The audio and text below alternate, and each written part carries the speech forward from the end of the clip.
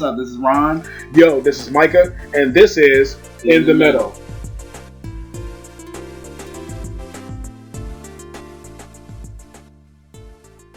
So, as we said, this is Ron and Micah. I'm Micah. I'm Ron. And we said this is In the Middle. And I don't know why I'm here because this was Ron's idea. So, I'm going to let him talk to you about what inspired him to do this because I'm along for the ride. And that's that. Okay, so welcome to the podcast again. I'm Ron, and my inspiration for this is just mainly the goings on in the time that we're living in right now. Both myself and Micah, we're young black men, just trying to raise families, and a lot of what's going on in the news and in our society, at least for me, has really set a fire under me, if you want to put it that way. There's a lot of things that I'd like to touch on that involve our community, that have kind of downtrodden and disenfranchised our community so much. And I'm just really here to kind of stoke the fire of revolution for my community, and bring forth some factual things that I myself am coming to learn. And I felt that bringing Micah in was a good counterpoint to my perspective. He brings a different level of perspective, different outlets that I might not be in tune to, and we tend to have a very deep intellectual discussion that I feel like the rest of the world should hear. And with that being said, that's what the foundation of this has come about from. I felt like he's got a breadth of things to say, and would only bring more enriching content to what my initial idea was of establishing a podcast and being able to enlighten and enrich our community and be at the forefront and not just the background of what's going on. Yeah. Just so that you know, for those who are listening to our podcast for the first time, this is not going to be an echo chamber. No. Now, Ron and I both want the benefits and the rewards for Black Americans in this country to be better than what they have been. We want the same result. There are some times along the way where we have differences in how to get there. Now, we're going to agree on a lot of different things, and we're going to disagree on some things. But the main part of this that I like is that Ron is one of the few Black people that I have experienced in my life that is willing to hear a different opinion. There is no plugging your ears, la la la la la, la la la la la, I'm not listening, you're not Black. No, it's okay, well, what if this perspective is actually helpful? Now, I'm going to set some ground rules for myself. We don't do a bunch of clown talk here. Me and Ron have many conversations. There has been no clown talk. There has been no, how can you say, coonery in our conversations. We may disagree, but we haven't gone to the level where our disagreement has resulted in coonery. Right. And for those of you who understand what that actually is, because you've actually read Uncle Tom's Cabin, you know that coonery is different than being called an Uncle Tom, because Uncle Tom was a hero. But that's another conversation for another time. So we might as well just go ahead and get into it. Okay. So we started with who we are, introduction to views and stuff. There are, just to make sure that people are clear, I am a multifaceted thinker. I do not just think one way about certain issues. I see some validity to them. I see some things I can't get with when it comes to certain things. I'm conservative on some things. I'm liberal on some things. I have been libertarian on some things. If you want to put it in a nice, cushy category that you can process for yourself. And I don't apologize for it. I make sure that I like to think for myself, because without thinking for yourself, we do not progress as a society. That's where I stand. Ron, where do you stand? I'd have to say I'm a middle of the road kind of person on my politics. I do have some conservative views and I have some progressive views. Believe it or not, I didn't necessarily agree with everything Obama set forward, and I didn't necessarily agree with things that Bush put forward. How dare you think for yourself? Right, right. Critical thinker here. I'm more on the plane of understanding what a candidate brings for me, regardless of whether they tout red or they tout blue. Because when it boils down to it, I'm going to be subject to the same laws, years and decades after they're gone out of office. It's something that I want to see from a candidate that just really speaks to me. I'm for my guns. I'm 2A all day. Okay. I don't want to be infringed upon when it comes to that. Now I'm also pro-choice, so I think a woman should have the right to do what she's going to do with her body, and nobody should be able to tell her what to do with that. It's things like that, certain political views that I have, that I could kind of swing either way, as long as it's to the benefit of both myself and the legacy of what my family could be, and have to live with it. That's how I look at it. If it's going to be detrimental, I'm not necessarily going to be for you. Okay, if you're pulling back the veils of legalities as far as our demographic is concerned, and you're not really trying to allow for progress, I'm not necessarily going to be for you. I don't care if you're blue or you're red or you're green, whatever. Okay, so that's just where I stand, and that's why I think this podcast has a lot to do, as far as me and Micah's discussions, and the impact that we can make on the views of some people who might be a little narrow-minded in those respects, that just kind of see red for what it is and have kind of generationally been that way. There's nothing wrong with breaking from that. It's kind of why we're here today, honestly. A lot of people just kind of have a veil. Oh, my family's voted Democrat forever, so that's just what I got to do. Now, I think that we're going to put some valid points forward in our discussions, and all the things that we talk about, not just politically, but mainly in that arena, that will stoke some thinking in people, that will have them sit back for a second and say, well, what is that really going to do for me and do for my children, and for their children? Because that's the impact that your decision in this political process is going to have. It's not a short-term thing. That's why we have a lot of political debates today. I hope this will be encouraging to people, that they can sit back and do their own research, and understand politics and the economic impact of your decisions in that regard. So that's where I'm at. So that brings us now to the main reason why we're here. When you brought this idea to me, this was right in the middle of what we're in the middle of now. A cheap plug for the title of the podcast.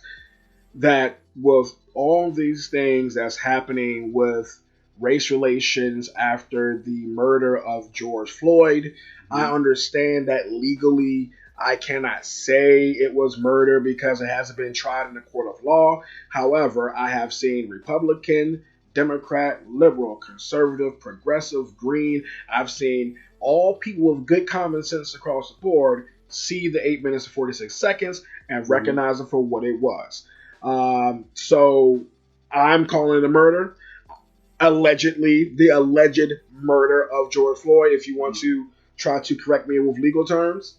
That brought us to this point.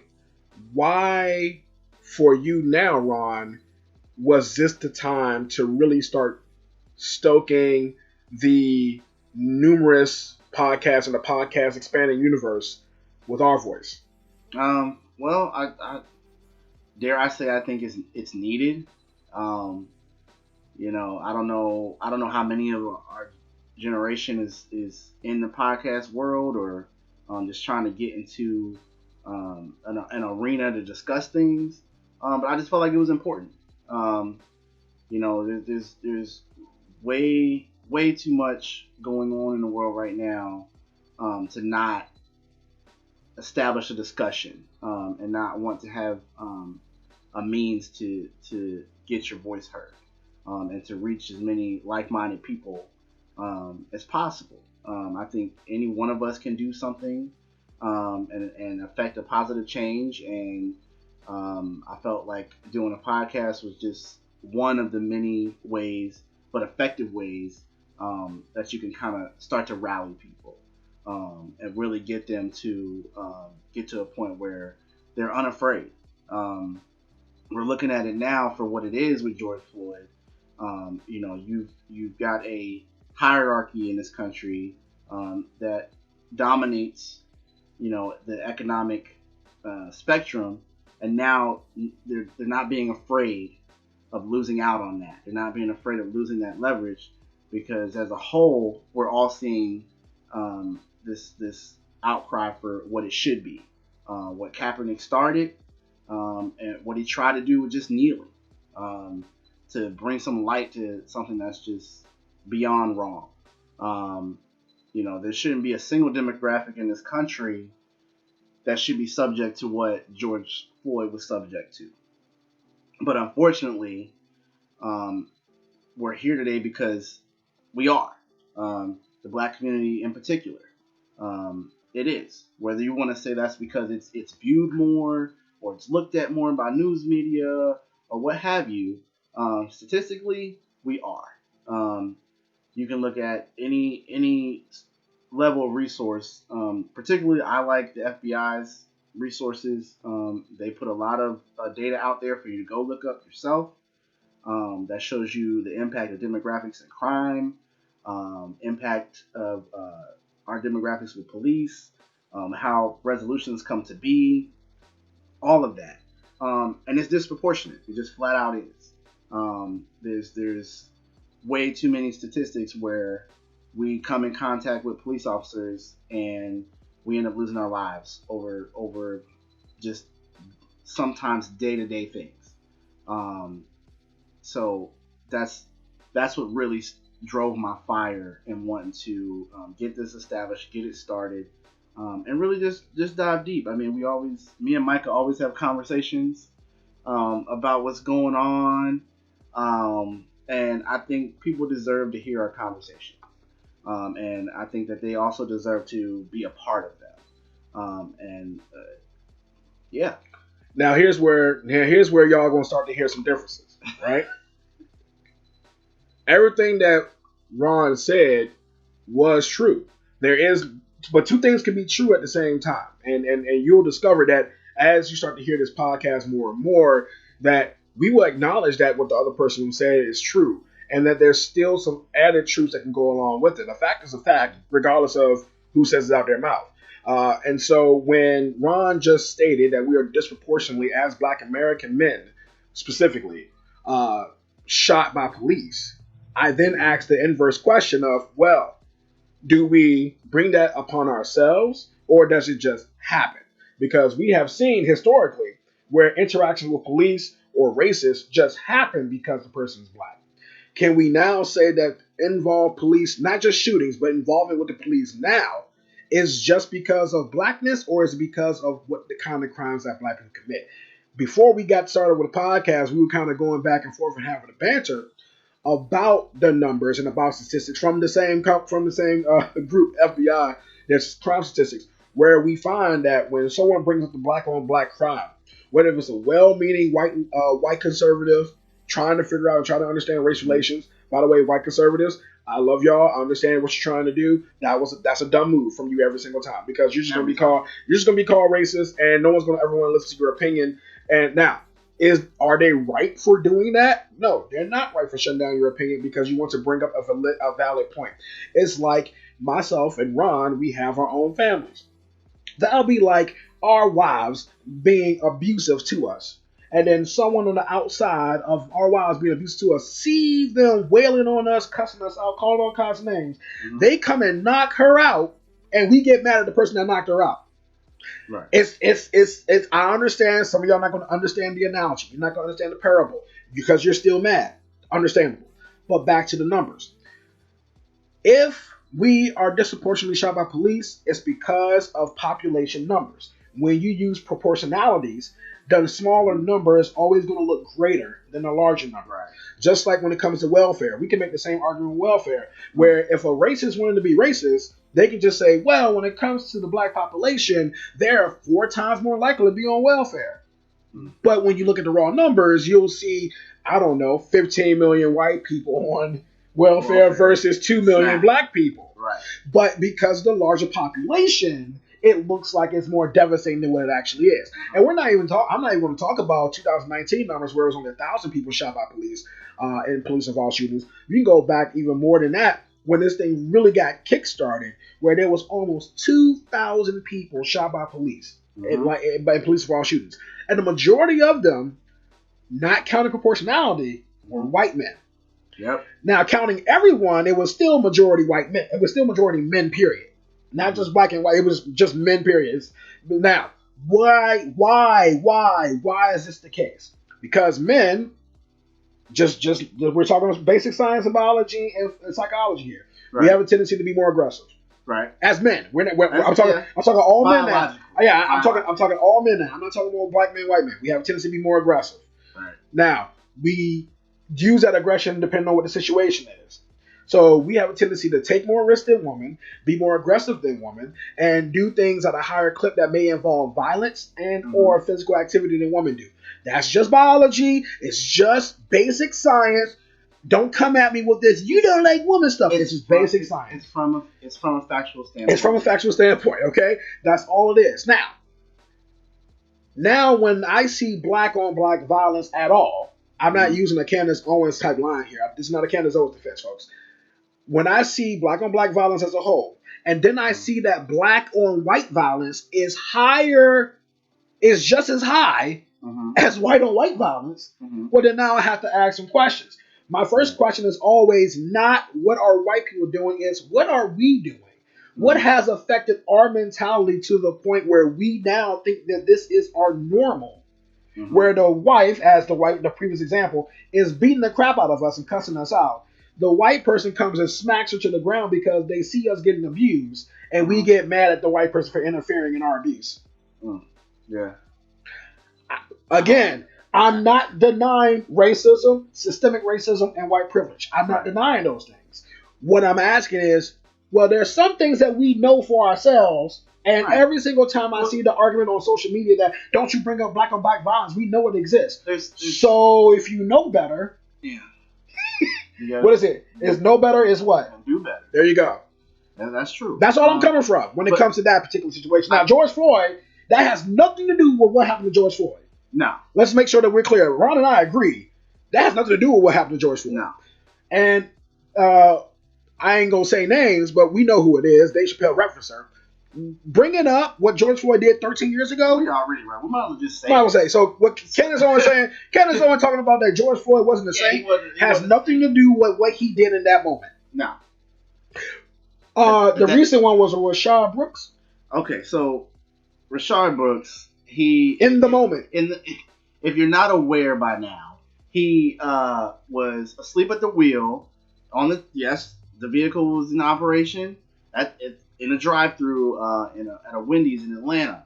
So he doesn't move, and officers are called to investigate it. I'm sure people just called to make sure he was okay, because people do have medical emergencies. They do, you got people with diabetes. You got low blood sugar. You could pass out, and it could be a situation like that. So I watched the video.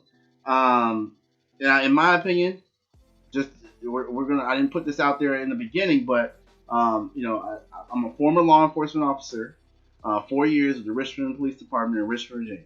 Okay, I had my share of instances and calls just like this one. Okay, and I will tell you right now that from what I saw, I feel that there was a lot of grace and respect given to Mr. Brooks. And the initial reaction with police, just trying to talk to him, make sure he was okay. They got his car moved off to the side. They even let him do it. Okay. Talk to him, wanted to understand what was going on with him. They asked him if he needed medical attention. A lot of good things transpired in the minutes leading up to where the police felt a need to arrest him, okay, on suspicion of DUI. Nothing else, okay. Um, he's standing up.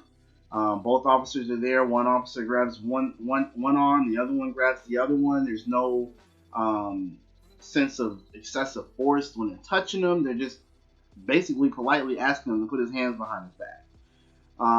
He does so and then decides he does not want to be arrested. It's clear, and there's a scuffle. There's wrestling.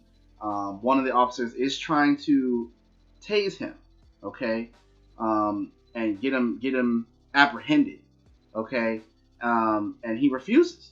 He grabs the taser. He begins to separate himself from the officers as he gets up off the ground. He's still got the taser in his hand and he starts to run. Okay. Now does the taser come back around as he's running and he's pointing in the direction of the officers? Yes. But we're talking about a non-lethal item here. Okay. In which Mr. Brooks is outnumbered. He is clearly in a certain level of inebriation. Okay. And the need to shoot, from my perspective, having done the job in the profession, I don't see, aside from just the fear of the incapacitation, okay, of needing to shoot. Okay. If we rewind a little bit here, Mr. Brooks was close to them within a foot. And if he really wanted to use that taser, he would have done so if that was his intent maliciously to harm them. He would have done it at his closest point to them before attempting to get away from them. He's not armed otherwise. They've already checked him. He doesn't have a weapon of lethal capacity. He's running away. And every step that he takes to get away from them, the level of threat to the officers themselves, okay, or even to the public, if you want to take that perspective, is less and less. This man just wants to get away and does not want to be arrested. Okay. I think at best case scenario for this, Mr. Brooks would be alive, but he would be looking at additional charges of assault on a law enforcement officer. He would have had some time to really think about his decisions in that and trying to fight them from being arrested. And he would be looking at an arraignment right now, but he wouldn't be dead. Okay. This is a classic scenario of shoot, don't shoot. And this is something that I've told people. I said, look, if you feel like you would do a better job as a police officer in said scenario, come down and try out our simulator for a shoot or don't shoot.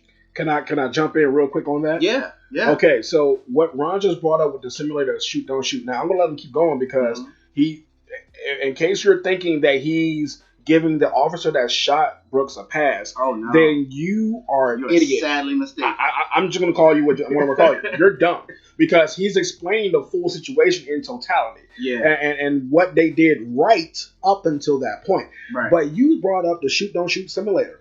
I am involved in different educational ventures, and as a captain, I forgot his last name. He's a captain that specializes in going to different facilities, schools, and community parks to show them the shoot, don't shoot simulator.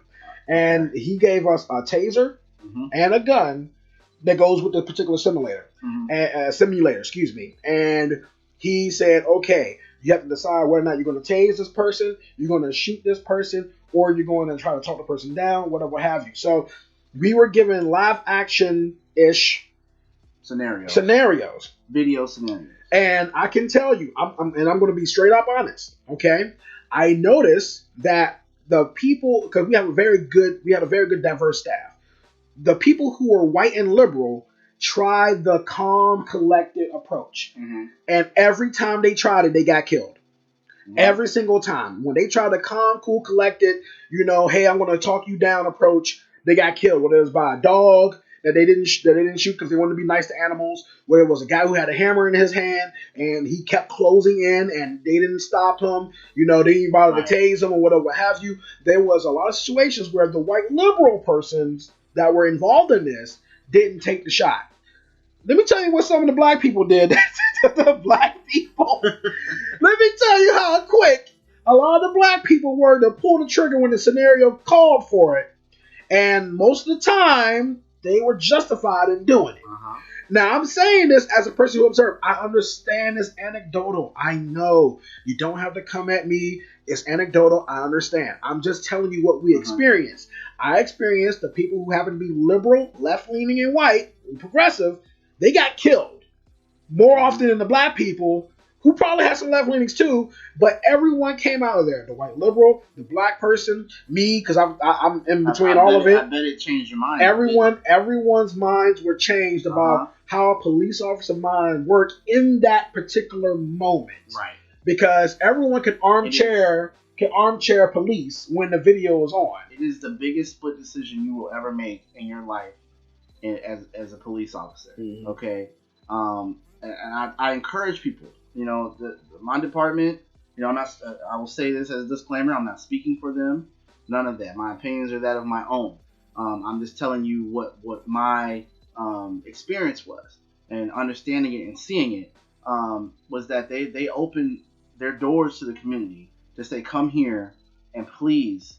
They had a citizens academy. You could go through the academy. You learn constitutional law and understand, law rationale and how you would have to use that as a tool in your means to police.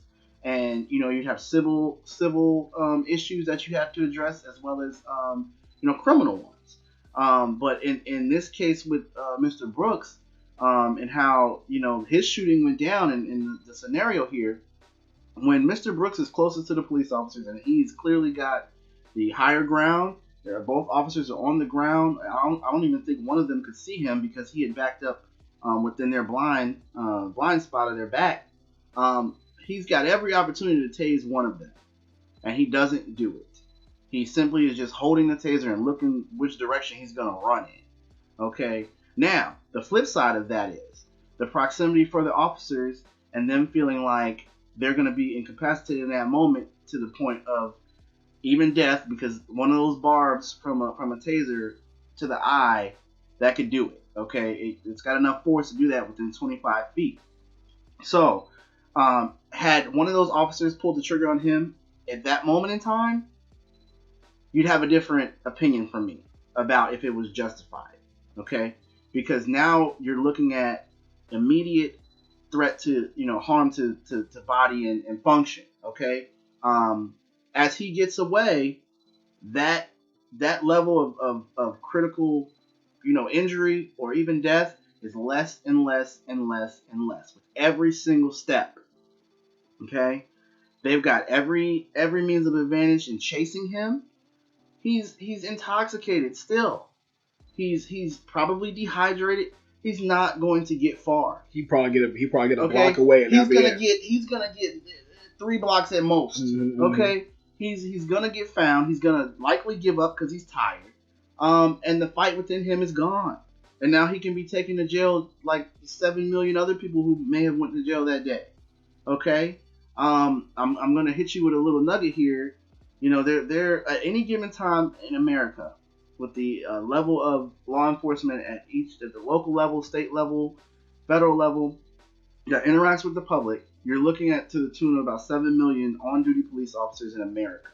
Okay, you're talking about interactions with police that are somewhere along the lines of about half of that on duty, that are actually on the street dealing with the public. So you're looking at maybe like a 3.5 range of police officers 24/7 that interact with the public. Of that many officers, you're looking at a less than 1% of not even just black men who are in shootings with the police, but just overall, you're looking at a less than 1% number. Okay, and even further less than that become fatal, because you have shootings that are non-fatal.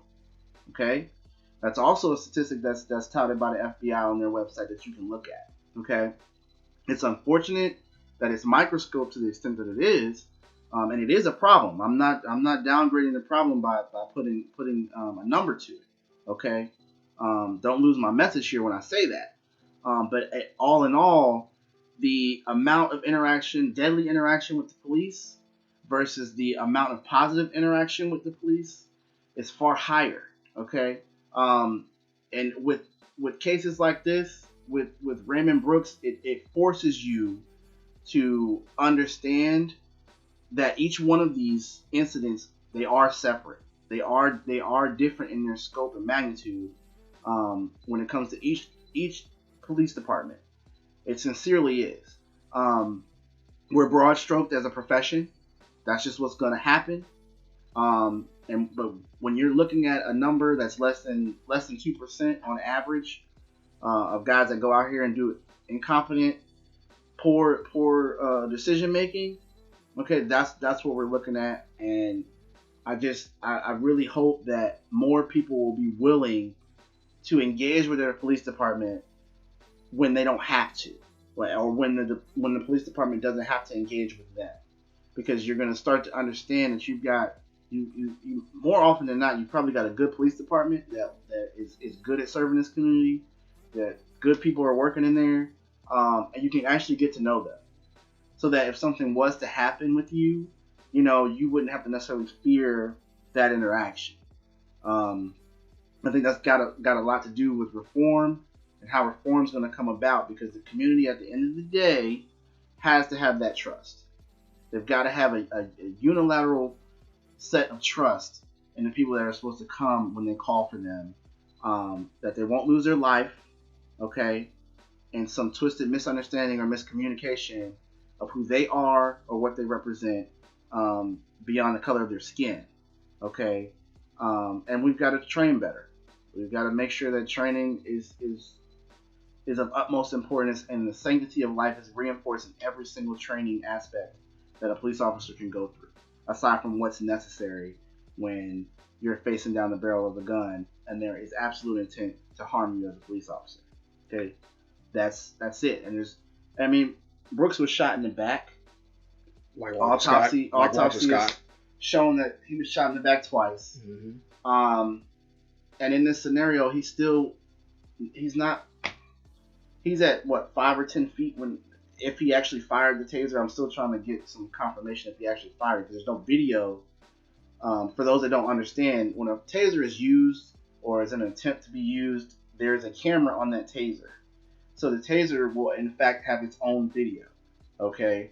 I have yet to see that angle of his taser going off in the direction of the police officers. So, with that being said, him getting shot in the back, it's as if he didn't have a weapon at all. Okay? And that's why you've got one officer who got fired and one who was put on administrative leave.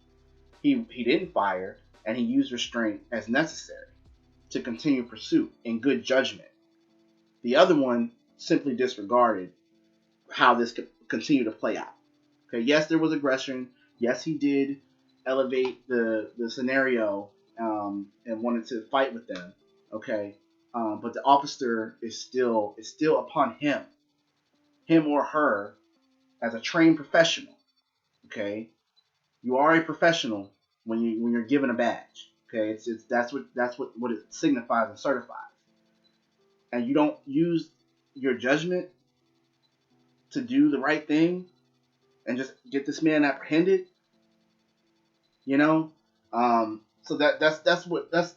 with Brooks, that's what you're looking at in Atlanta.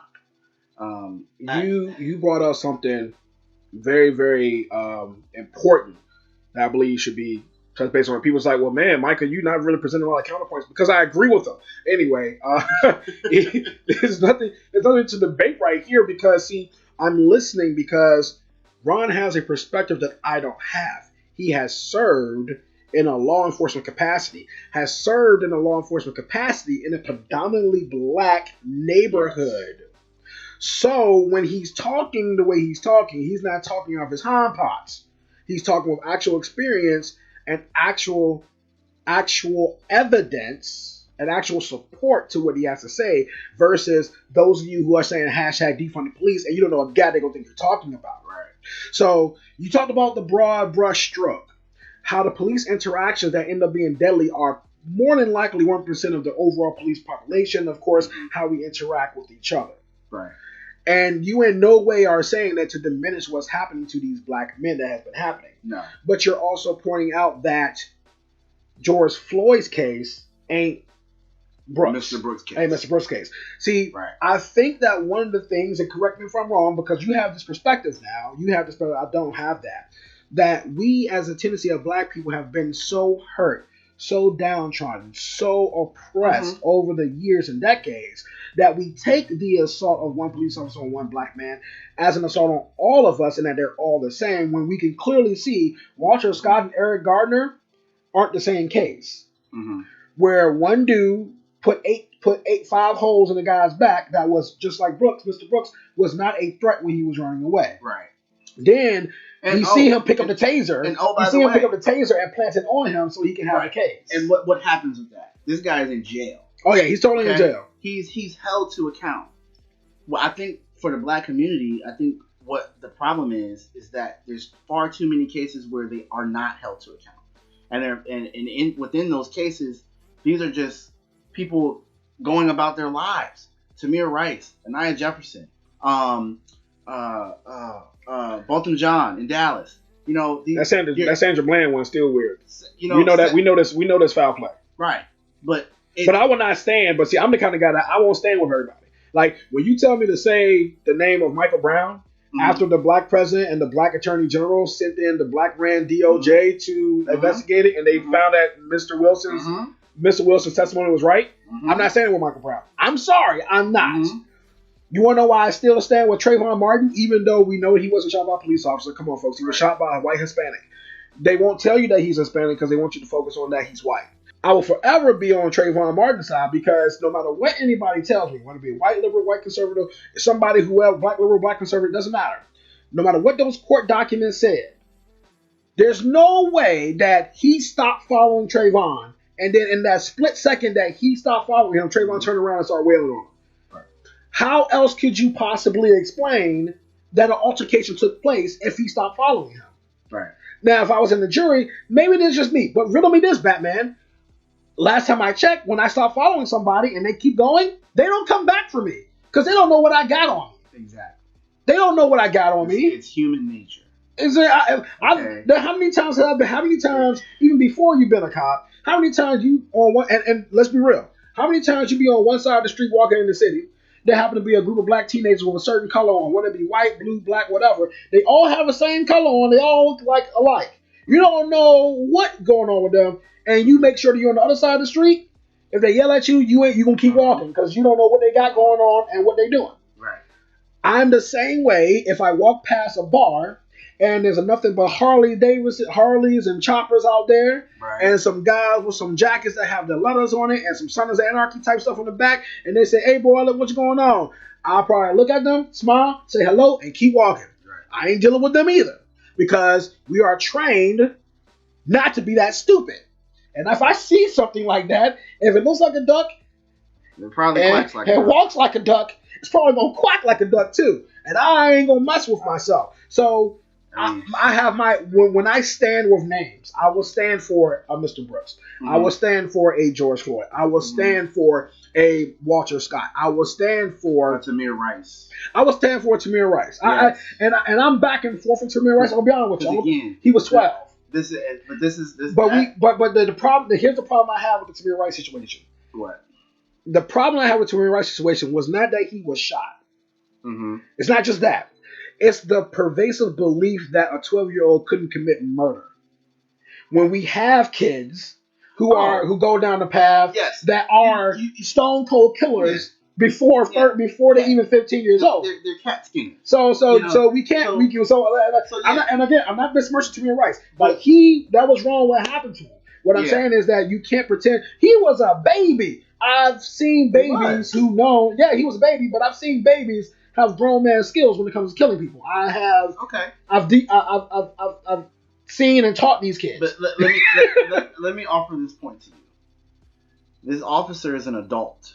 Oh no, he's still wrong. Hold on, I know. Yeah. Now he's an adult, and he's again supposed to be a trained professional. Yes. And he's supposed to understand what could happen in a given scenario where the call is that there is an armed party.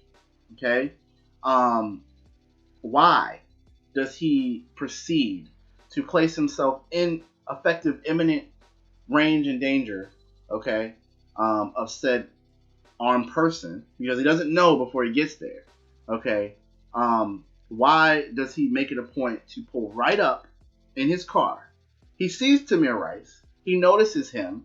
He pulls right up to him within a person's distance, okay, and proceeds to feel in fear of his life. So in this particular scenario that you just brought up, is not the situation came about because the police officer didn't take necessary precautions to protect himself. Yes. In case Tamir actually was one of those 12-year-olds who could take out in the dark. Again, sanctity of life. Yes. If you're thinking on the right track and you're using good judgment and how there's not a single department that's going to tell you to close distance on an armed party. Okay, they're going to tell you to gain distance. Okay, so in essence, he started off wrong. Okay, he established himself to be in a space of danger. Okay, Tamir Rice has no idea.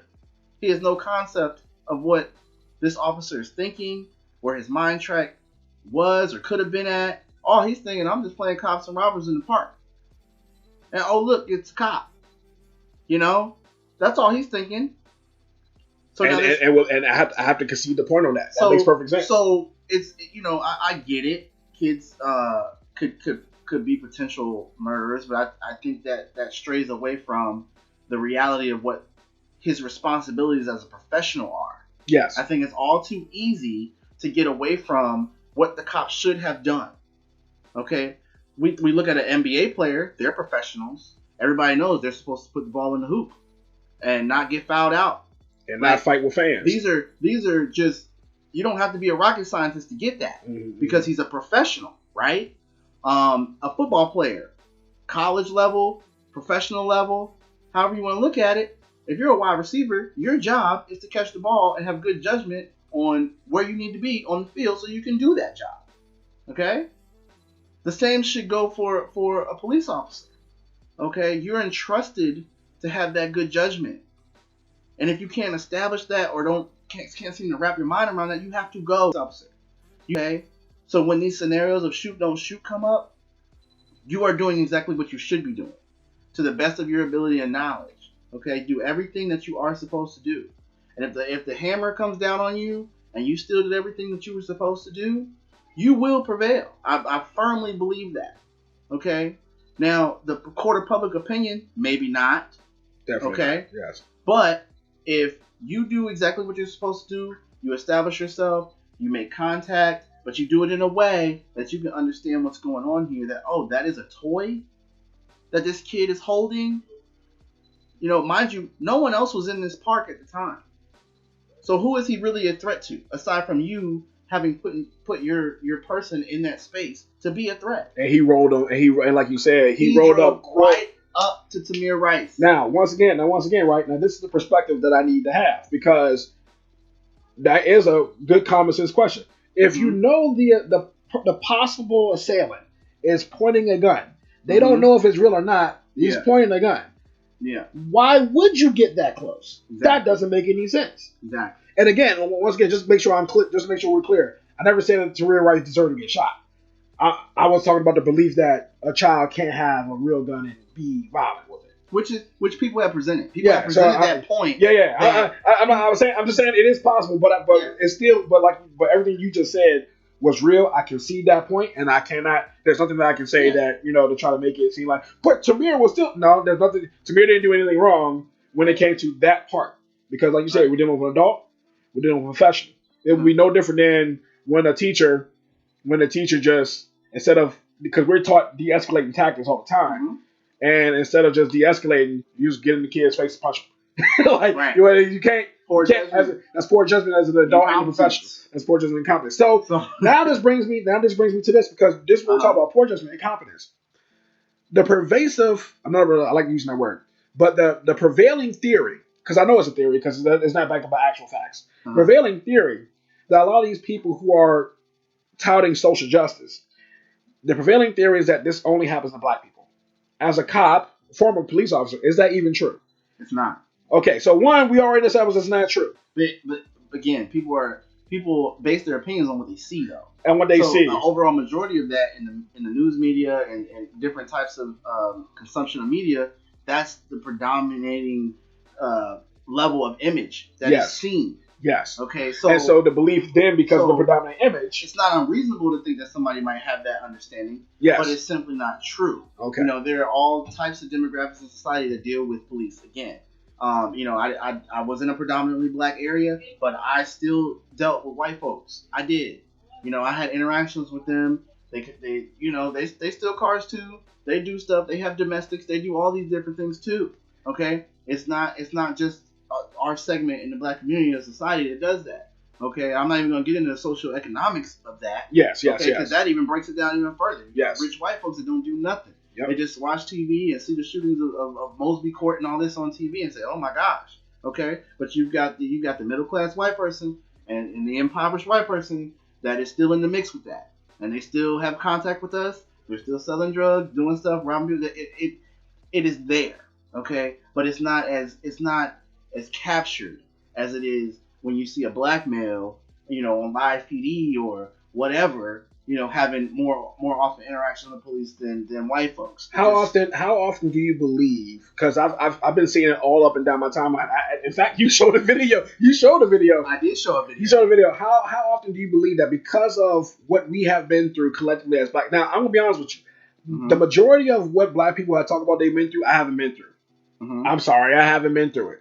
In fact, if I was to say who has treated me the poorest when it comes to my appearance, mm-hmm. the way I speak, the way I present myself, it's always been black people. Mm-hmm. That doesn't mean that black people deserve to get treated like crap. I'm just saying that when it comes to how the way I was treated, if I felt any kind of ostracization, any kind of demeaning as to who I was as a black man, it came from people who looked like me. Mm-hmm. When I started my interaction with white people, my image and my self-image started to increase as to who I was.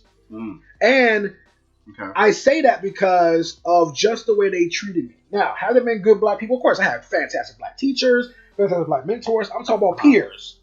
Okay. And when I got around white peers, it was a totally different story. They were just chill. They didn't care that I liked anime, that I played video games more than I went outside and played sports. Right. They didn't care they didn't care about some of the geeky and nerdy stuff that I did, which happens to be kind of the new trend now. Like, it's okay for you to be geeky and nerdy, where you was ostracized by your group when you was, back in the 90s. We was doing that back in the 90s. Yeah, we was watching DBZ and Cowboy Bebop and all that. Yeah. But I was ostracized for doing that by black people. I was a weird one. And there was a group of black people that I was with that we were friends because we were all shunned by black people overall in that way. Yeah. Also, and I always found it funny. When and I'm not trying to bring no colorism. I'm just talking about what is. Yeah. I always find it interesting when our lighter skinned brothers and sisters talk about how they were never exposed to talking white. And it's probably because the expectation of you sounding like that because you're already light skinned. Right. However, if you're a darker skinned brother or a darker skinned sister and you just happen to be very articulate, it's not as expected. It's not as expected, and so the expectation changes. But I digress. We see the videos of a white guy. This is going all down social media. They did the same exact thing that Brooks did, but he didn't get shot. Even further. You know, it's like if you haven't seen the video, there's a white cop trying to apprehend a white male, and I don't know what caused the interaction to begin to start, but he's trying to arrest him, and he's by himself. He says he's gonna tase him, and actually gets to the point where he does, and the gentleman goes after him and chases him. After the taser deployment, and it clearly did not work. And it sets the guy off. He chases the officer. The officer continues to run from him. He goes back to his car. And the officer is trying to get him out of his patrol car. And he gets out, and he goes to his own personal car. The officer's not in the way, but he backs up very erratically. And even rams into the patrol car. The officer's on the other side of the car. Now this goes on for this is an interaction that goes on for maybe about 5, 7 minutes or so. And there's onlookers that are watching, telling him to just, let him arrest you. You're going to end up getting shot. But it doesn't happen. Even as he's as aggressive as he is towards the officer, it does not happen. Taser fails. The officer still does not draw his weapon on him as he aggresses towards him. Okay. And backup does show up, and the guy starts to run off in the video cuts. But shortly before the video cuts, whoever is recording this interaction certainly says to themselves and their friend, that couldn't have been a black dude. He'd have been shot by now. And it's a hard, uncomfortable truth to have to face for certain people, basically white people, and show them what the privilege manifest looks like. Okay. And of course, that doesn't mean that all white people have that extended privilege when it comes to dealing with police officers, because more often than not, because it is there. It exists. But this now we get to a point where we can understand the importance of having your own demographic on a police department, okay, and having that split second of just self-preservation for what you look like, okay, seriously, and it's real. It's not necessarily a racist thing or anything like that. You're far less apt to shoot your own, okay, for lack of a better term, than the opposite, okay, or of the other, okay, if you want to put it that way. And it allows for de-escalation to exist and be possible, okay. And it's one of the reasons why I wanted to become a police officer, because I felt that was an important ingredient. Okay, you when you really put a microscope on Ferguson, that community was upwards of 85% black with 100% white police force. Okay, 100%. Now, anybody will argue and say, well, if people aren't doing, if they're doing the right things and they're being law abiding, it shouldn't matter. Why don't you just obey the law? Obey the law? But you can't tell me that even in the interactions that are necessary, that it's harder for that cop to pull the trigger versus if he was serving a demographic of mostly white folks to his position. Okay? Heck, I mean, even with I've seen cops, police officers, just my personal observation, they treat women differently than they treat men. Even when you take the racial part out of it, I've seen male cops treat women, especially attractive women, differently than they treat men. But that's your own personal bias, holding you to your own prejudices. Okay, it's giving you one more barrier before you pull that trigger. Okay, you're seeing likeness and you're seeing a female. Okay, so why doesn't that seem to translate when you're in a different community, you're in a different demographic? Okay, when that happens, you don't get any of that. Okay, you're just a threat nonetheless, and that for me is why I wanted to be at least on that side of it, and that's what inspired me for that. People say, oh, you're gonna go into the roughest neighborhood in Richmond, and there's shootings on the news all the time, and I tell people. And they'd be like, "Oh my God, you work there and at night? Oh my God, it's gotta be crazy."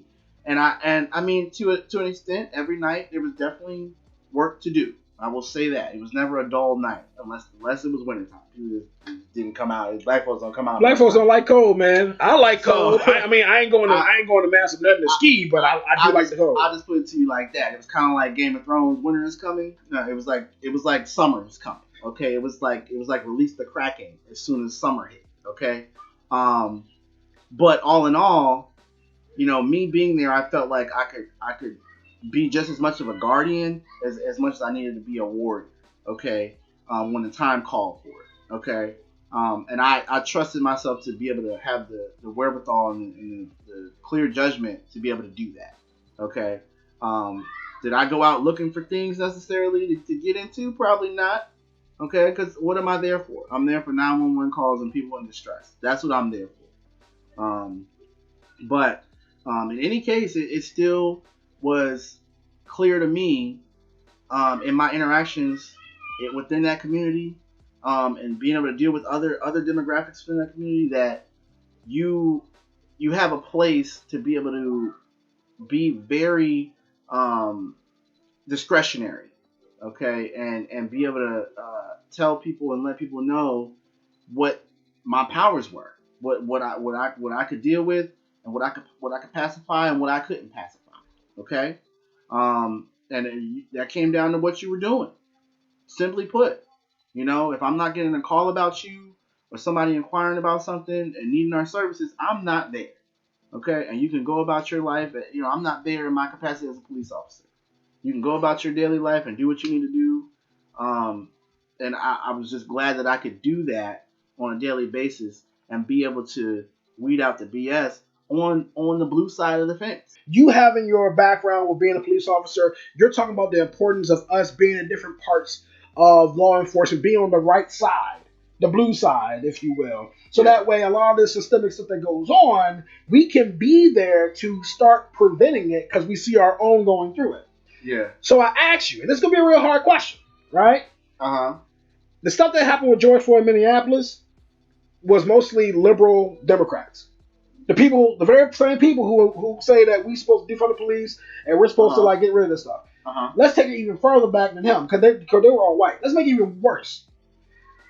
When Freddie Gray happened, a good chunk, it wasn't the majority of the police force, but about 45. Hold on, you said all of them were white. That's not true. Well, in Minnesota. Yeah, Minnesota, directly involved in that hierarchy. There was one officer who is a minority. Oh, he was Asian. I don't count him. No, black people don't count that. Black people don't count them. It was two. There's there's the one he was behind the vehicle, down by the legs. He's like Hispanic. Most people don't realize that. But if you look at because he didn't look like way from the angles. He's very fair skin and all that. But to that, just for. Let me clear up what I mean. Let me clear up what I mean. I'm not talking about the police officers themselves. I apologize. Okay. I didn't mean to talk about. I wasn't talking about the police officers themselves. I'm talking about those who are in charge of them. Okay. So your chief police, your mayor, your DA. So in the situation that I wanted to bring back to one that had one of our first.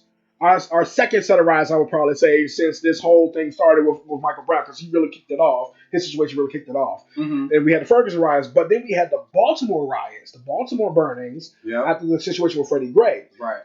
From what I understand, up to 47% of the police force were black people or people of color. Yeah. The DA is black. The mayor's black. So basically, the majority of the people who are directly involved with making sure that people came to justice were brown-skinned people. Right. And from that particular situation, all of them got off. Right. So now you have black people. And here's where I come in on the adverse. You're telling me to trust black people going into a system that's ran by people who don't like us and expect them to actually not fall in line. Is that possible? Possible. You've got to understand their level of impact on that system. Okay, they can't be judge and jury. Okay, I had a discussion with a friend of mine about why cops seem to, and this is just in my opinion, why officers seem to be acquitted if they are brought to account, or not even brought to account at all. Okay, one, you start off with the facts of the case. What was their intent, and you've got the whole qualified immunity aspect that is put into play here that no other citizen gets because they're not a law enforcement officer. Okay, so there's already that protection from the gate. Then you've got how the circumstances of the case play out. How did the officer interact with the person? What were their initial actions? Ultimately, know what their last action was, but how did it lead up, and what was the pre-impetus for that? Then you've got a mayor who could probably only fire this person if they're not in a union, okay? Because now there's that. You've got unions that subjugate and compartmentalize these individual officers and shield them, okay, from both the public and from the mayor's office, the city or whatever municipality that they serve, the sheriff, everything, okay, if they're in a union. If they're not in a union, you have to question why this person, at a minimum, isn't at least had their police power stripped and put on admin, okay? Which generally happens, okay?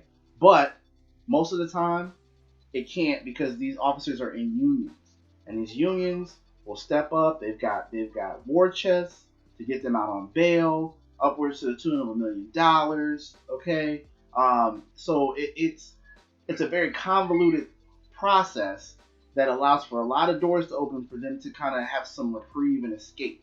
So having these black people who happen to lean Democrat and all that stuff in there doesn't stop those other systems that's already in place. They could be Republicans. It wouldn't matter. It wouldn't matter. They could be Asian and Republican, and they still wouldn't have as much length of power and process because there are too many protections.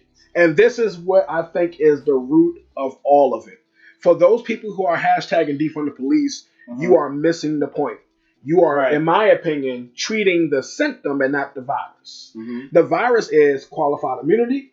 The virus is the police unions. Why would I say that? Well, some of y'all may not have seen, and very few black people are willing to actually post a video because it's not the popular narrative. But we have to show that police brutality, that police officer-involved shootings, officer-involved brutality, we have to show that it affects more than just black people, not for the sake of black people alone, but so that it actually comes to change.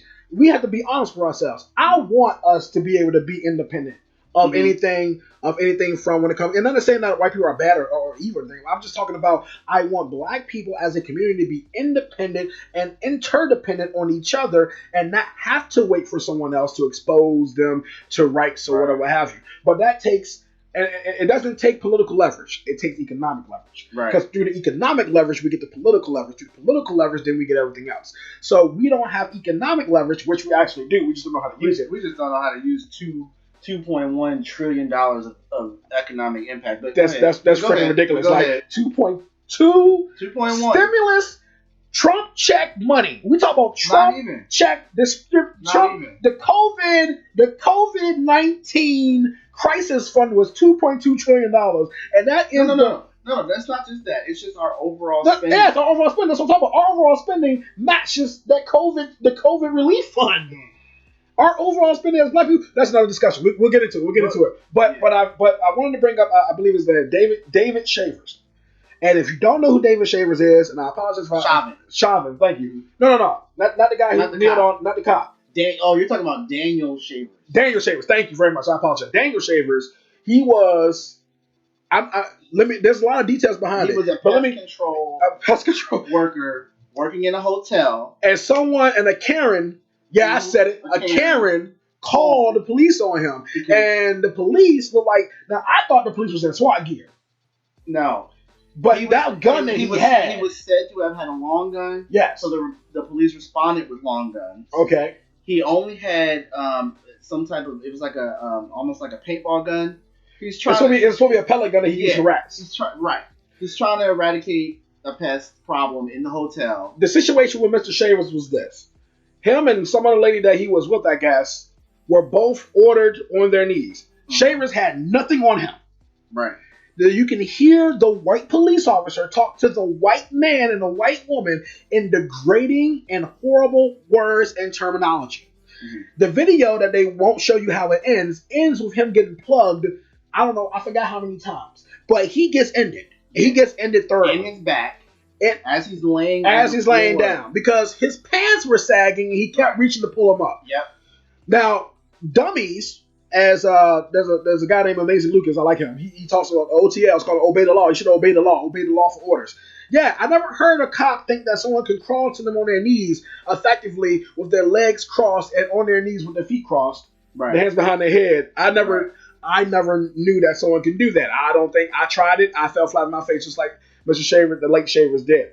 But I wanted to point out that through all of that situation, that cop got off. Right.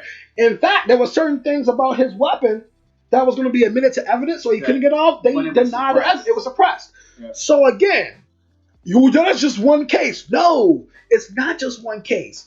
As Ron has pointed out, being on the other side of the fence, there is a pervasive problem. It permeates throughout the police force that is the protection that they have. Because of that protection, you have more police officers more willing to commit violence. And I say that based on there's some research done by a independent journalist called John Stossel.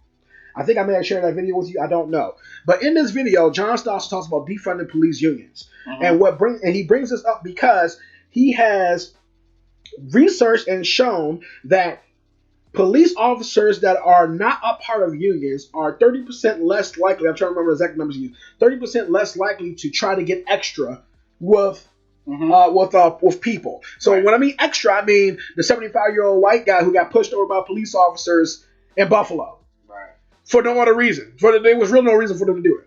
The black police officer who walked up on a black lady, it looked like she was black, and just kicked her. Like he just kicked her. Like he just knocked her down. Like situations like that. But these men were protected, and these people are protected by a power of the union and the power of qualified immunity. Ask yourself this: do you really have to defund the police officers if they know for a fact that everything that they worked hard for is not protected by a union and not protected by qualified immunity? That your pension will be subject to withdrawal. Yes, because you committed incompetence in killing someone and killing a citizen. Within the municipality that you serve. It's all of these things. Like even right now, Chauvin is looking at $1.5 million in pensions, okay, because that's supposedly that's his earnings, okay, but there doesn't seem to be any recension from that from the mayor's office or from the state of Minneapolis because there is a union there, okay, as far as I understand it, okay, I could be wrong, but in any case, that's what he stands to earn, even after he's fully convicted and guilty or however. That's garbage. Of murdering George Floyd. That's garbage. Okay, even if he isn't, and he's let go, he's still gonna get a pension. Garbage from the city of Minneapolis. Okay, and he's gonna be able to live out the rest of his days as a millionaire. Okay, it's utterly disgusting. Okay, it should infuriate anybody. This is just an example. It happens to be white on black and all that. But in the case we just talked about, it could be black on black and that or white on white. Excuse me. Yeah. And these guys are still gonna have the capability of absorbing their pensions and living out the rest of their days because they're acquitted and et cetera, et cetera. It's just really disgusting. And oh, by the way, have the opportunity to possibly go back to that department or another police department. That's the part right there that really gets a lot of people mad. That right there. You clearly got fired for a competence from one department, but yet the next county over, it'll hire you. I can't remember right off the top the gentleman's name where he was killed on the highway by the white female police officer. Was this in Richmond? No, this was out Midwest somewhere. He had went back to his truck broke down or something to that effect. Long story short, she ends up shooting him. He's unarmed. She was ultimately acquitted and was able to obtain employment with a correctional sheriff's department. She's not a police officer anymore, but she is with the sheriff's department. Me personally, I don't even think you should be able to do that. I don't want you in any form or fashion of enforcement at all after that.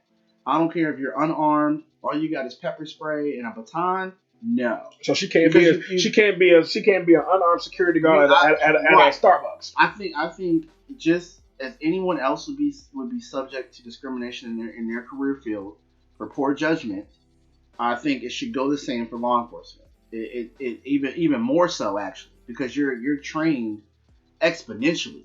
You're not like a doctor who you go to med school for 7 or 8 years. You have to continuously train yourself. Or you're subject to your board of neurologists or whatever to be certified. At the same time, you are able and still within the guise of your job. Yes, okay, there are some similarities with that. If you're a brain surgeon and you're killing people on the table, eventually you're not going to be a brain surgeon anymore. There's not going to be a single hospital that's going to pick you up because they're going to understand, dude, you've got malpractice suits out the yin yang. Okay. There's a real correlation here of profession here in regards to sanctity of life. and what you have the capability to do or not do. Okay, and I use doctors a lot, especially neurosurgeons and brain surgeons, because one slip, one piece of misjudgment or incompetence, or you just don't know what you should be doing, you could kill someone. Okay, and these doctors, they're not going out here getting complaints from family members about or patients and still being able to go practice medicine. Yeah, it doesn't work for doctors. They're losing their professional credentials and all of that. They're not able to be employed anymore. There are two professions where I can honestly tell you that when it comes to the sanctity of life and or when someone's life is in your hands, and I don't mean just necessarily from just a I can take it standpoint, but also maybe from an influence standpoint. The two professions that I notice that have the strongest unions, that have the worst reputations, education unions and police unions. So education unions, from the standpoint of, they say that they care about the student, but they make sure that all demands fit the needs of the teachers and the employees at the detriment, in some cases, of the students. And there was a black economist that a lot of black people don't want to listen to or read because I guess he's not black enough. Even though he grew up in Harlem. He grew up in Harlem and both his parents are black. Named Thomas Sowell. I talk about him a lot. I use him a lot. He's talked about specifically about how the New York union in New York, because he spoke specifically about New York, the teacher unions were so bad up there that it cost the taxpayer almost 8 figures to fire a bad teacher. That's ridiculous. In the case of a bad teacher in certain unions in New York, it's cheaper to keep them. It was just cheaper to keep her. And when you have that, and this is education systemic issue, but I honestly believe when you take away those protections, I believe that we will have better policing overall, because you couple that with actual training and, like you said, community relations, it'll be better. But defunding the police ain't gonna fix the problem. People will argue, they're only doing it to protect themselves. Well, if that's what that means, okay, if it means pulling back some protections, it's not going to be as appetizing to the evildoers, as I call them. Okay, that is the bullies with a badge. Yes, exactly. The dudes who want to be gang members, but they got the badge. You have to take these things away, or for the white nationalist who sees a vacuum of power. Yes. Okay. You have to take the sexiness away from it. You have to take away the veil of the shield. Okay, no pun intended. The blue wall of silence. You have to take that away because there's too much to just the way people look at the president and want to come out and be a bigot all of a sudden now on the public stage because the president said this. Okay, you remove the president and you remove people under him that feel the same way. Guess what? People go back into hiding. People aren't as apt to want to call the people the N-word and spit on them and cough on them and do all these other things that people are doing now. These Karens, the Amy Coopers of the world. Okay? You have to get rid of these things. And the good ones will stay. I firmly believe this. That the good ones don't give two shits about union protection. They don't give two shits about pension protection. Because they're going to go out and they're going to do their job the right way. And they're not going to be scared that should they have to pull the trigger on someone, that they will be using sound judgment to do so. And it will absolutely be a last resort because it's already a last resort for them coming into the job as it is anyway. They've already got sanctity of life as an ideology anyway. Okay, so it's not going to be this big shift of personnel and the police department don't have nobody to work. No, you're gonna have people to work. You're gonna have people that want to go out and do the job because they already have that within them right now, even as dangerous as it is. Okay, and even as contentious as it can be on the other side, if you do pull the trigger, people are still going to work. Good officers, good morally sound officers are going and doing their job the right way every single day. Okay, a majority of them are. Okay, so I think you hold the high standard high. If you're going to leave qualified immunity, which, side note, the Supreme Court has been looking into qualified immunity and the effects of qualified immunity on policing in the country for the past 10 years. They've been looking at it for the past year and a half or so.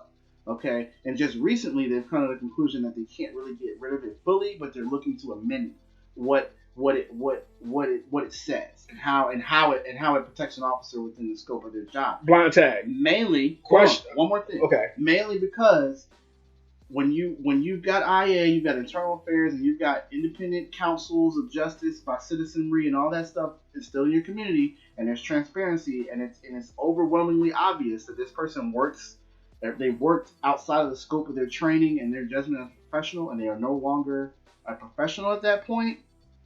They no longer hold the rights, okay, to those said protections. But there has to be a level of investigation to get to that determination. I think right now, the Supreme Court, there's none of that kind of verbiage in there. You're a cop, you have it, period. So now it's getting into the weeds of what disqualifies you from the qualified immunity. It's not going to go away, okay, but there's going to be a microscope to say, look, if you do this, like a pros and cons. If you're on the pro side and you're hitting all the check marks, you're good. If you're hitting some X marks over here on the cons, you ain't getting the protections of the highest court of the land, okay? Or your state government legislature or your district attorneys. They're gonna go at you just like they go at any other murderer in any other case that any private citizen comes forward with. Okay, you're gonna get the same level of scrutiny, the same level of judgment, okay? In the course of your duty, were you wrong or not? And if it's determined that you were, guess what, buddy? Get ready for the orange suit because it's coming. And you've got to pull back on the unions still wanting to protect after the fact, because that's where we're at now. You've got unions that are still setting people's bail, that are still getting them out of jail, that are still putting forth attorneys for them. Which, okay, due process, a person can get an attorney, but I just think that there are ways and means for a culture to change and signal that we're not for this, and for a justice system to signal and say that we're not for this. And ultimately, those two things combined will stop this vacuum of just inherent power to just kind of overlord over somebody and have that visceral discretion where you feel like you want to shoot somebody right now because you feel like all the elements are there to do the nefarious thing versus the good thing. So qualified immunity is a federal mandate, and not I thought that was something that it's federally established. It's federally established. I'm Don't worry, we do our research afterwards. Supreme Court has, and through the Department of Justice, have said that this is what is established for police officers and what is on the books. Okay, and it lends to a lot of the slowness of the justice system to act. Okay, you can throw out all of the connections to the DA's office and all these personal connections. It's qualified immunity that sticks with a lot of DAs and prosecutors and even defense attorneys about their clients.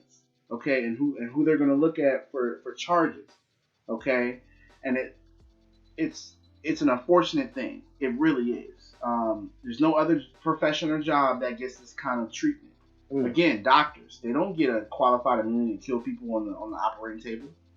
Are they going for it? 9 times out of 10, they're not. But if it happens and it's determined that you cut this over here versus cutting this over here like you were trained to, there's no question about whether you're a bad doctor or not. Whether people look at your record and say, yeah, you should go to jail for murder. I feel like police officers, you got to have that kind of element to their profession, and it will close the door on people wanting to be so apt to do it and be nefarious within it, and then feel like they can get away with murder. But can we really trust the government to investigate itself? It will never. And what I mean by that is, with the Ahmaud Arbery case, right? Mm-hmm. Granted, he didn't have qualified immunity because he was no longer a police officer, but he had the connections to those that do. And because he did, they gave him an extended qualified immunity, if you will, by not even bothering to arrest the guy or pressing the charges. Yep. Until that video came out, no one would have known who Ahmaud Arbery was, and no one would have known who the Michaels were. Yep. And that was because of connections and that blue, like I call it, the blue wall of silence. Uh-huh. So that was in that case, and I'm sure there's been many other cases where things have happened with officers. Where didn't get filmed. There's other things that happen with other officers. So I asked, can we trust that we're going to have an internal affairs that's going to actually handle their business and actually help them? Because I can tell you a story about a guy who was going to go ahead and beat a traffic ticket. Uh-huh. He was going to beat a traffic ticket, and he filed a complaint. Internal Affairs helped the cop beat him in the court. Mm-hmm. Instead of, because the cop was wrong, he didn't have the actual information the right way to set his claim that the guy was speeding or whatever, what have you. And IA helped that cop change the language at the court date that the judge moved up, moved back, so that the cop had enough time to prepare for the citizen who was smart enough to defend himself. So this is where I'm coming from. Yeah, I know, and that's where a majority of the public is coming from. They see it as just a gang that just is going to protect its own no matter what, and it's one of those things where in any case where you're given this team mantra, just like the military is. Yes, sir. You're never going to get away from that. Okay, that's an ideal. That's an ideology. That's a mission statement, a mission focus. You're never going to get rid of that. If firefighters do it, everybody does it. If you're in a collective group that has to work together, you do it. Okay? Marching bands do it. Right. Marching band, we do it all the time. We get our little tribes. We got our tribes. We got our team. We ain't got nobody but each other. Even if we hate each other, once the other school is across the street from you, it don't matter that you hate each other that now. But what I'm getting at is, yes, you have to go at the core of that allows for the incompetence, okay, and doesn't champion the competence, okay, on the other side. That doesn't prop up the good ones, okay. You've got to eradicate that idea of thinking.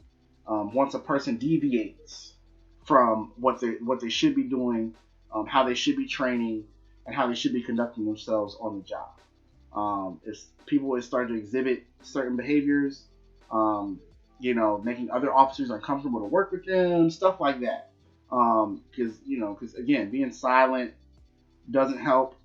Feeling like you're gonna get, chastised or ridiculed because you spoke up about something, that should be eradicated.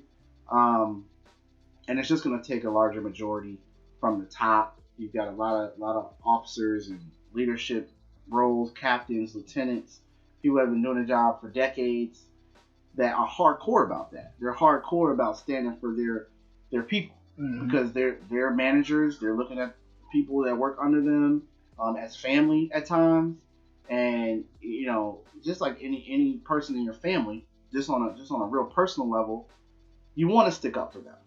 Like you want to stick up for them so bad, and it's just human nature. You feel like you rep the same things. You're from the same blood. You all that, even down to the last day where it's they really did this horrible thing, and what else can you do? They've got to own that, and they can't continue to get the protections and get the lobbying groups and the unions and their own departments standing up for them when they're just wrong, and just don't want to say anything about it. I've been on the street, and I've had officers give a little extra in certain situations sometimes, not to the level or anything that lethal or anything, but just tone, and I'm trying to establish a rapport with someone, and it's a bad situation because we're there. 90% of the time when cops are called, it's a bad situation.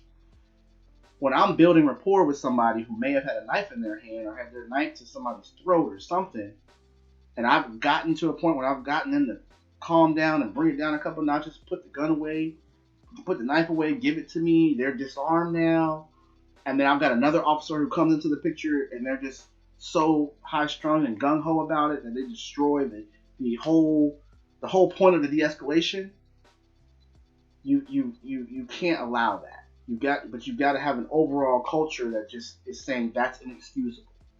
Don't heighten a situation when you don't have to, and don't take a situation where it doesn't need to go just because you don't know what to do, and it's determined that's what it was. You made a snap decision the wrong way. That it just shouldn't have went there. At best, this person is held to account. They're arrested, but they're still alive. They can go back to their families. Their 3 kids that Mr. Brooks had. Like it's unfathomable to me that we've gotten to what now 32 hashtags, I think it is, of people's names of Yeah. just officer involved shootings where they didn't have a weapon, Yeah. or weren't even involved in it. Yeah. You know, the one case where the lady was shot through the window just because she looked out the window. Just because she looked out the window, man. Like, or the case. Oh gosh, there was. And look, I'm not bringing up the white people to diminish the black people that get shot by police. I'm bringing up that it happens to both. That's all. So like, I was mad about that one, right? There was a gentleman, white. I forgot his name. He had his 6-year-old son in the car with him. He was intoxicated. His 6-year-old son had autism. The police officers, I believe they were charged in this particular case. But he was under suspicion DW of drunk, and he was trying to quote unquote get his son home. And he did the same thing with the video you showed, where the guy got in his car and he backed up. He was kind of backing up into the direction of the police, but he was trying to get away from them to get his son on the way, because I think he knew he was going down. So the police officers lit up his car. They lit him up. He survived somehow. His son did not. His son died. And this is a white father, white son. And I'm sitting here realizing what. Yeah, I'm sitting here realizing the tale of that story. I was like, that is like, and the police officer said they didn't see the boy. Well, you reacted without knowing the full scope of the situation, right? Which is wrong. So once we get to a determination that you were wrong in your actions, I feel like all those protections should go away, man. And they should go away like poof. Like it should make you just shit your pants, snot your nose, puke. So it should go away so fast that you don't even know what to do. Like before you know it, you're in a blue suit or an orange suit. I'm sorry. Or if you're in Arizona, a pink suit. Like I'm just saying, a big one. Like, but see, this is why I don't like. This is why I don't like. But this is why I don't like that there are some good. And you just told me about this today. I didn't know that the Richmond police chief decided to step down. Yeah. But this is why I firmly believe that good police chiefs, good leadership, need to have a backbone to say, I'm not standing down. I'm going to do, because I believe in what I was doing. I was doing a process of making changes. The mayor wasn't on the fire him. Yeah, him resigning doesn't fix the situation. Him resigning opens the door now for the cycle to continue, because he could have been an agent of change, because based on what you were telling me about this particular police chief, because you knew about him, you knew you worked with under him. He was one of those people who was a change agent. Yeah. He wanted to make sure that police and the community were on better terms with each other. And so now that is lost in favor of what? A person who claims to be more progressive but may not implement the right. I don't know. We don't know. We don't know what's going to happen now. And if you know that you were not the direct instrument as to why things happen, you are the figurehead in the leadership, in my opinion, and you are the person in charge of that part of the system. That guess what? You can influence systemic change. Right. Don't step down when you have the power in your hand to be the major influence, unless the black mayor Democrat wasn't going to actually allow you to make the changes that you need to make, or you knew that the other people in that city council were not going to give you the resources. I don't even want to get started about city council. We know. We're both from Richmond. We're both from Richmond, so we both know. We since moved away from Richmond, but we both know about city council and the way they do things. And that's another story for another time. We are running out of time for this first episode. We had all kinds of things going up and down, and audio. We're trying to figure things out. So I like to do a positivity sandwich. Like, we started off saying hi. Yeah, we got heavy. We got heavy, bro. Got kind of heavy in there. Yeah. So I like to talk about just one of the things that we like to do. We are both gamers. We have we PlayStation. PlayStation Network, Big Ron Nizzle 247. Oh gosh. Okay. Oh that's gosh. Spelled BIGRONNIZZLE 247. You may have to say that. You may have to say that again, because I was talking over you, because I was like, "This is a shameless plug." BIGRONNIZZLE 247. Hit me up. I get on Call of Duty. We run it. It's fun. It's a good time. And amongst other things, Grand Theft Auto, Madden, Gran Turismo. Have some fun. Oh, you play Gran Turismo? Definitely. Okay. Most certainly. Yeah, that's good. And NBA 2K. Oh, gets down on that too. Okay, so I suck at NBA 2K. I don't suck at Madden, but I play it like I try to play it like I think I'm a real football player, and I realize I can't. I shouldn't do that, so I don't bother doing that. I'm mostly an action RPG, action adventure, first person shooter. But like, like when it comes to Call of Duty games, I only like the Call of Duty Black Ops series. I don't like the rest of the series. I have no idea why. But I will take a Borderlands and I will sit there and grind away. Yeah. Grind away at Borderlands on every Vault Hunter, True Vault Hunter, Ultimate Vault Hunter, Super Duper Ultimate Vault Hunter, Badassery Pack. So if you want to see me do a stream or two or whatever on Twitch, Super Black Gamer Bros. Yes. BROS. Yes. This is actually our combined Twitch channel. Yes. I do streaming on there. He does streaming on there from time to time. It's Super Black Gamer Bros. Right now, I'm going through the Mega Man X series because I've never beaten the entire series. I've beaten 1 all the time. I played 2 but didn't beat it. I just finished beating 2. I'm now at the point where I'm going to beat 3, and I'll probably beat it tonight. Okay. I'll probably beat 3 tonight. I was gonna say I thought you were close to. Yeah, I was just getting all the weapons and stuff. So so that's where you can find us. Also, I'm on Twitter. I'm at ME Richmond on Twitter. MERICHMOND on Twitter. I have a variety of opinions on there too. I do not care. Some people swear up and down I'm Jason Whitlock, but hey, I mean, you can say what you want to, but it ain't like we're not telling you lies. I mean, you can hit me up on Twitter too. It's MRRES_804. The number is 804 on Twitter. I get into a myriad of things, but right now I'm a champion for change for the injustice that's been going on as of late, and against George Floyd and Breonna Taylor, who by the way is still looking at 95 days without any indictments. So there's no arrests, no indictments, but they made a law on her name. Right. Okay. That sound like you're treating the symptom and not the virus. Exactly. I mean, they treated the virus, but they still haven't. The remnants of the symptom is still hanging around. Exactly. That's weird. So, but I have fun on Twitter. Come on, get on there. I like to talk and meet new people and get different perspectives. So it'd be awesome to get a follow from me. So, with that being said, congratulations on episode 1. Yay!